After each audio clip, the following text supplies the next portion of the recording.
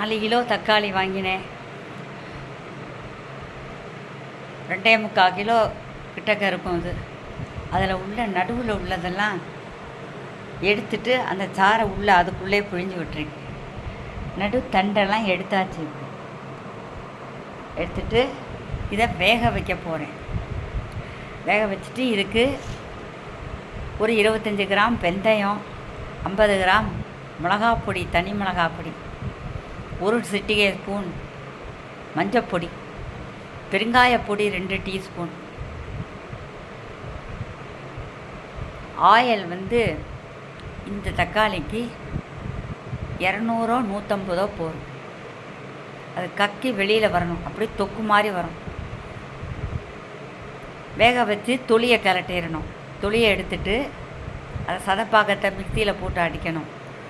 அதை ஜூஸை வடிகட்டும் போது அந்த கொட்டையெல்லாம் வந்துடும். அந்த கொட்டையும் தூக்கி போட்டுறணும், தொலியும் தூக்கி போட்டுறணும். அந்த ஜூஸையும் அந்த தக்காளி பழத்தோட சதப்பாகத்தையும் வச்சு ஊறுகாய் போடணும். ரெண்டையும் ஒன்றா ஆட் பண்ணிக்கிட்டு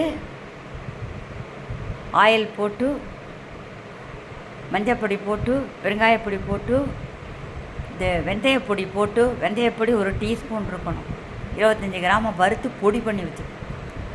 1 டீஸ்பூன் போட்டு காரப்பொடியை போட்டு பொங்கி வரும்போது இந்த ஜூஸை ஊற்றி அப்படியே கிண்டிகிட்டே இருந்து தொக்கு மாதிரி கிளறி எடுத்துடணும். நான் அந்த பதம் வரும்போது